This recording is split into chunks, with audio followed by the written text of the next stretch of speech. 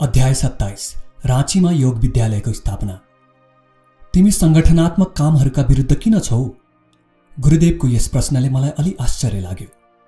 यो साँचो हो कि त्यस बखत मेरो निजी धारणा के थियो भने संगठनहरू अरिङ्गालको गुण जस्तै हुन्।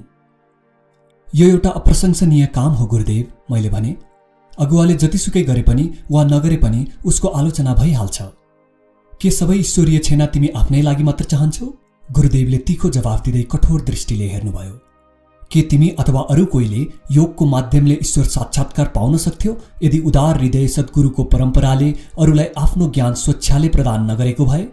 उहाँले अगाडि भन्नुभयो, ईश्वर मधु हुन्, संस्थाहरू चाका हुन्, दुवै आवश्यक छन्। निश्चय नै कुनै पनि आकार बेकार छ यदि त्यसमा आत्मा छैन भने। तर तिमी किन आध्यात्मिक महले परिपूर्ण चाकाहरूको निर्माण सुरु गर्न चाहदैनौ? गुरुदेवको सल्लाहले मलाई गहिरो प्रेरणा दियो। यद्यपि मैले बाहिरबाट कुनै जवाफ दिइन, एउटा दृढ निश्चय मेरो हृदयमा जागृत भयो। म आफ्ना मानव सहयात्रीहरूमा मेरो ताकतले भ्याएसम्म गुरुका पाउमा सिकेको अविचल सत्य बाँड्छु। हे भगवान, मैले प्रार्थना गरे, मेरो भक्तिको आश्रयस्थल तपाईको प्रेमको प्रकाशले सधैँ आलोकित होस् र म तपाईको प्रेम सबैका हृदयमा जगाउन सफल हुन सकूँ। मैले सन्यास लिनुभन्दा पहिले एक अवसरमा श्री युक्तेश्वरजीले एउटा अप्रत्याशित टिप्पणी गर्नुभएको थियो। तिम्रो वृद्धावस्थामा तिमीले आफ्नी पत्नीको वियोग कति धेरै महसुस गर्नेछौ। उहाँले भन्नुभएको थियो, के तिमी यस कुरामा सहमत छैनौ कि गृहस्थ आश्रममा रहेर आफ्नी पत्नी र बालबच्चालाई पालन पोषण गर्नाले पनि ईश्वर प्रसन्न हुन्छन्? गुरुदेव, मैले विरोध गर्दै भने, तपाईलाई थाहा छ मेरो एकमात्र इच्छा दिव्य प्रेमीलाई प्राप्त गर्नु हो। गुरुदेव यति खुसी भएर हाँस्नुभयो कि मैले बुझिहालेँ उहाँले त्यो कुरा मेरो परीक्षा लिन भन्नुभएको थियो। याद राख, उहाँले बिस्तारै भन्नुभयो, जसले सामान्य सांसारिक जिम्मेवारीलाई स्वीकार गर्दैन त्यसले बृहत्तर परिवारको कुनै जिम्मेवारी लिएर मात्र आफूप्रति न्याय गर्न सक्छ। नवयुवकहरूका लागि उचित शिक्षा दिने आदर्श मेरो भित्री मनमा थियो। मैले साधारण शिक्षाको शुष्क परिणाम हेरिसकेको थिएँ, जुन शारीरिक र बौद्धिक विकासका लागि मात्र हुन्थ्यो। नैतिक र आध्यात्मिक मूल्यहरू जसको गुण ग्रहण बिना आनन्द प्राप्त गर्न सकिँदैन, त्यसको अझै पनि औपचारिक शिक्षामा अभाव थियो। मैले एउटा विद्यालय खोल्ने निश्चय गरेँ जहाँ युवाहरू पूर्ण विकसित भएर मानव बन्न सकुन्। यस दिशामा मेरो पहिलो प्रयास बङ्गालको एउटा सानो गाउँ डिहिकामा 7 जना बालकहरूका साथ सुरु भयो। 1 वर्षपछि सन् 1918मा कासिम बजारका महाराजा महामहिम मनिन्द्र चन्द्र नन्दीको दानशीलताले मैले आफ्नो छिटो प्रगति गरिरहेको समूहलाई राँचीमा सार्न सकेँ। झारखण्ड प्रान्तमा स्थित राँची कलकत्ताबाट 200 माइल टाढा छ, जो भारतको स्वास्थ्यकर जलवायु भएको एउटा उत्कृष्ट ठाउँ हो। राँचीको कासिम बजार दरबार विद्यालयको मुख्य भवन भयो, जसलाई मैले योगदा सत्संग ब्रह्मचर्य विद्यालय भन्ने नाम दिएँ। मैले व्याकरण र हाइस्कुल स्तर दुवैको पढाइको कार्यक्रम बनाएँ। यस अन्तर्गत कृषि, उद्योग, वाणिज्य र अन्य विषयहरूको पढाइको व्यवस्था भयो। ऋषिहरूको गुरुकुलको आदर्श, जसमा जङ्गलस्थित आश्रम प्राचीन कालमा भारतका युवाहरूको धार्मिक र आध्यात्मिक शिक्षाको केन्द्र हुन्थ्यो, त्यही अपनाएर मैले धेरैजसो शिक्षा खुल्ला ठाउँमा दिने व्यवस्था गरेँ। राँचीका विद्यार्थीहरूलाई ध्यान योग र स्वास्थ्य र शारीरिक विकासको एक विशिष्ट योगदा प्रणालीको शिक्षा दिइन्छ, जसको आविष्कार मैले सन् 1916मा गरेको थिएँ। मानिसको शरीर विद्युत ब्याट्री जस्तै हो भन्ने बुझेर मैले के निष्कर्ष निकाले भने यसमा सोझै मानिसको इच्छा शक्तिबाटै पुनर्शक्ति सञ्चार गर्न सकिन्छ। जस्तो कि कुनै पनि कार्य इच्छा बिना हुन सक्दैन, मानिसले झ्याउलाग्दो उपकरण र यान्त्रिक कसरतको सहायता नलिई मूल चालक इच्छा शक्तिको सहायता लिएर शरीरमा शक्तिको पुनर्सञ्चार गर्न सक्छ। सजिलो योगदा प्रविधिबाट मानिसले सचेत अवस्थामा र तुरुन्तै आफ्नो प्राण शक्तिलाई दैवी शक्तिको असीम भण्डारबाट फेरि शक्तिले परिपूर्ण बनाउन सक्छ। राँचीका विद्यार्थी बालकहरूले योगदा तालिमको राम्रो परिणाम देखाए।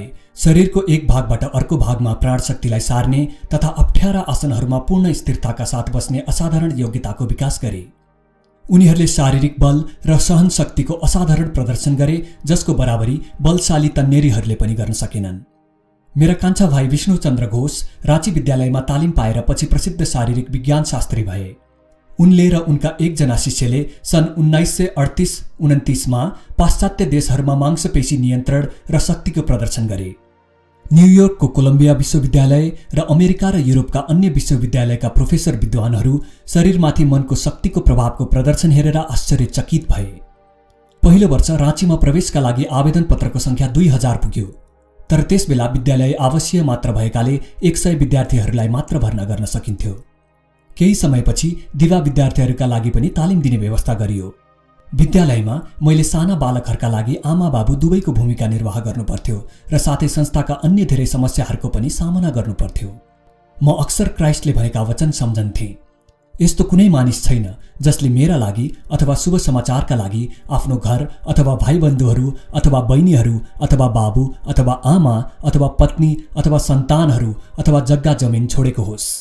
तर ती सब सताइएकाले अबदेखि 100 गुणा घरहरू, भाइहरू, बहिनीहरू, आमाहरू, सन्तानहरू, जग्गा जमिन र अन्त्यमा अनन्त जीवन प्राप्त गर्नेछन्। श्री युक्तेश्वरजीले उपर्युक्त वचनलाई यसरी परिभाषित गर्नुभयो, जुन भक्तले बिहे र पारिवारिक दायित्वको त्याग गरेर त्योभन्दा ठूलो दायित्व समस्त समाजका लागि स्वीकार गर्छ, त्यसले यस्तो काम गर्छ जसलाई समाजले नबुझेर सताउँछ।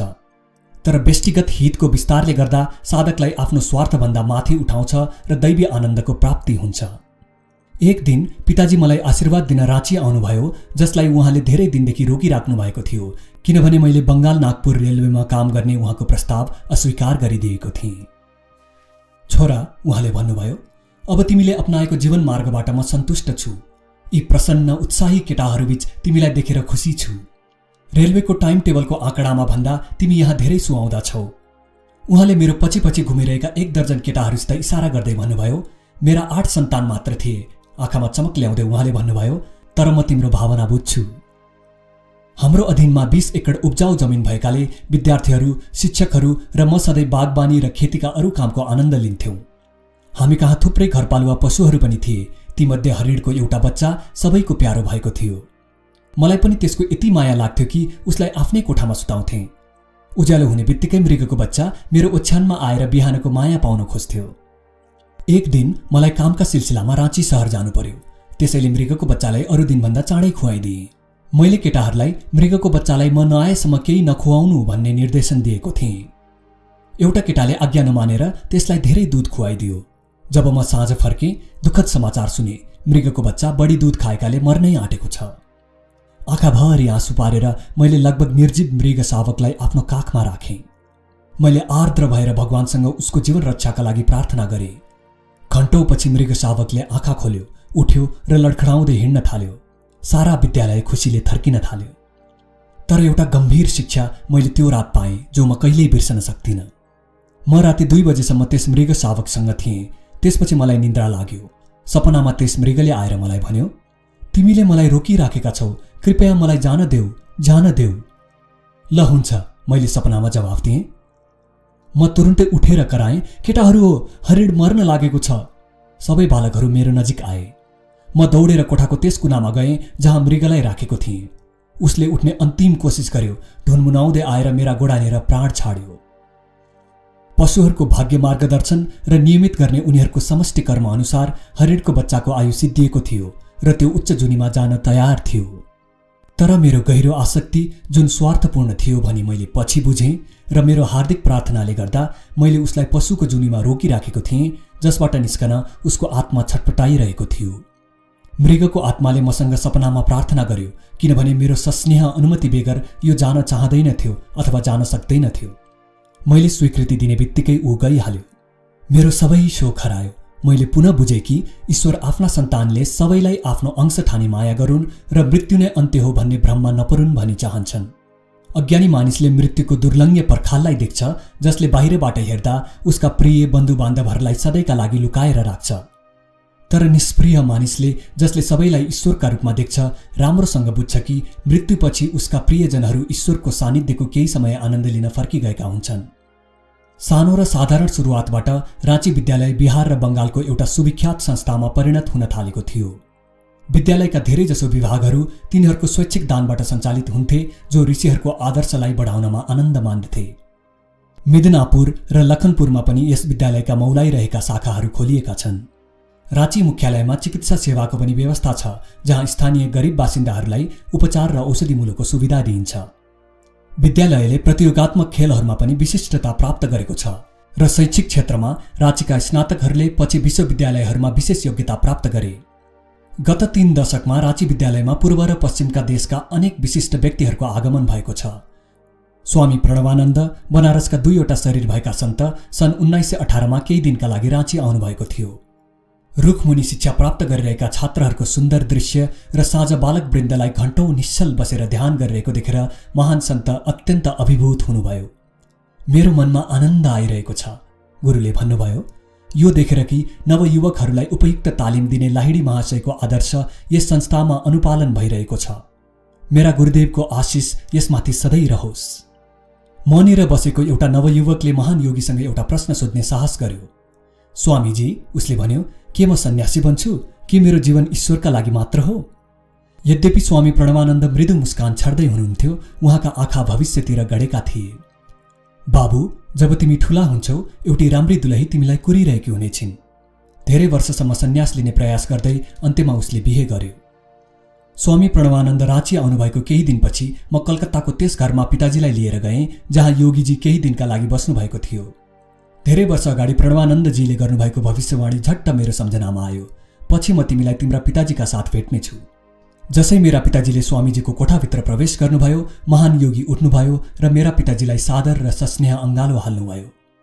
भगवती, उहाँले भन्नुभयो, तिमी के गर्न लागेका छौ? के तिमी आफ्ना छोरालाई अनन्ततिर लम्किरहेको देख्दैनौ? पिताजीका अगाडि उहाँले गरेको प्रशंसा सुनेर मलाई लाज लाग्यो। स्वामीजीले भन्दै जानुभयो, तिमीलाई सम्झना होला, कतिपल्ट हाम्रा श्रद्धेय गुरुदेव भन्नुहुन्थ्यो, बनत बनत बन जाए। त्यसो हुनाले क्रियायोग साधना अविराम गर्दै गर र चाँडै नै ईश्वरको ढोकामा पुग।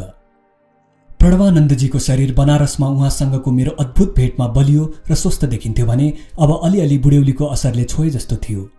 तर उहाँको शरीरको आकृति अझै सिधा थियो। स्वामीजी, मैले उहाँतिर हेर्दै सोधेँ, कृपया भन्नुहोस्, के तपाईलाई उमेरको प्रभाव अनुभव हुँदैन? के शरीरको ह्रासका साथै तपाईको ईश्वर साक्षात्कारमा केही कमी आएको छ? उहाँ देवदूत चाहिँ मुस्काउनु भयो। परम प्यारा मसँग पहिलेभन्दा बढी नजिकिनु भएको छ।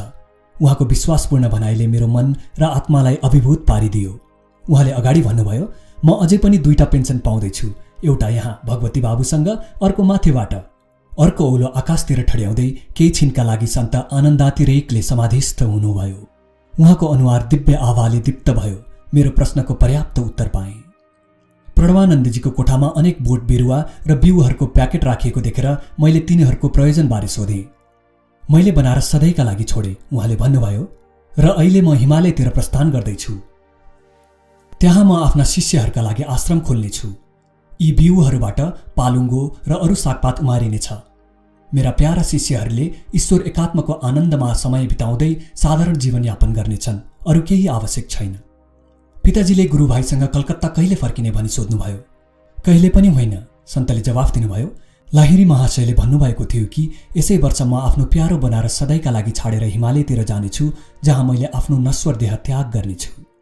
उहाँको कुरा सुनेर मेरा आँखामा आँसु भरिएर आयो, तर स्वामीजी शान्त भएर हाँसिरहनुभयो। उहाँलाई देखेर मलाई यस्तो लाग्यो मानव एउटा सानो बच्चा आफ्नो दिव्य आमाको काखमा बसेको छ। उमेरको बोझले महान योगीको सर्वोच्च आध्यात्मिक शक्ति सम्पदामाथि कुनै प्रभाव पारेको थिएन। उहाँ इच्छाअनुसार आफ्नो कायाकल्प गर्न सक्नुहुन्छ, तर कहिलेकाहीँ उमेर ढल्दै गएको प्रक्रियालाई उल्टाउन खोज्नुहुन्न। बरु उहाँ आफ्नो भौतिक शरीरलाई कर्मफल भोग्न दिनुहुन्छ, आफ्नो वर्तमान शरीरलाई समय बचाउने उपकरण चाहिँ उपयोग गर्नुहुन्छ, ताकि बाँकी कर्मफल पनि यसै शरीरले भोगोस् र नयाँ जन्म लिँदा कर्मको कुनै अंश भोग्न बाँकी नरहोस्। केही महिनापछि मैले आफ्ना पुराना साथी सनन्दनलाई भेटेँ, जो स्वामी प्रणवानन्दका पट्ट शिष्य थिए। मेरा प्यारा गुरुदेव जानुभयो, उनले रुँदै मलाई बताए। गुरुदेवले ऋषिकेश नजिकै एउटा आश्रम स्थापना गर्नुभयो र हामीलाई सस्नेह तालिम दिनुभयो। जब हामी पूर्ण स्थापित भएर उहाँको सानिध्यमा द्रुत गतिले आध्यात्मिक प्रगति गर्दै थियौँ, उहाँले ऋषिकेशमा विशाल जनसमूहलाई खुवाउने इच्छा जाहेर गर्नुभयो। मैले सोधेँ, यति धेरै मान्छे किन नि? यो मेरो अन्तिम समारोह हो, उहाँले भन्नुभयो। मैले प्रणवानन्दजीले भन्नुभएको कुराको अर्थ बुझिन। प्रणवानन्दजीले विशाल भोजका लागि थुप्रै खाना पकाउन मद्दत गर्नुभयो। हामीले करिब 2000 अतिथिहरूलाई खुवायौँ। भोजपछि उहाँ एउटा उच्च आसनमा बस्नुभयो र परमात्माबारे प्रेरणादायक प्रवचन दिनुभयो। अन्त्यमा हजारौं जनाका आँखा अगाडि उहाँ मतिर फर्किनुभयो। म उहाँ नजिकै मञ्चमा बसेको थिएँ अनि असाधारण बलले बोल्नुभयो, सनन्दन, तयार हो, म आफ्नो अस्थिपञ्जर लत्याउँदैछु। एकछिन अवाक भएपछि म जोडले चिच्याएँ, गुरुदेव, यस्तो नगर्नुहोस्, कृपा गरी यस्तो नगर्नुहोस्। मेरो कुरामा आश्चर्य मान्दै जनसमुदाय मौन रह्यो। प्रणवानन्दजी मतिर हेरेर मुस्कुराउनु भयो, तर उहाँको दृष्टि अनन्ततिर लागिसकेको थियो। स्वार्थी नहो, उहाँले भन्नुभयो, मेरो शोक नगर, मैले धेरै दिन खुसी खुसी तिमीहरूको सेवा गरेँ।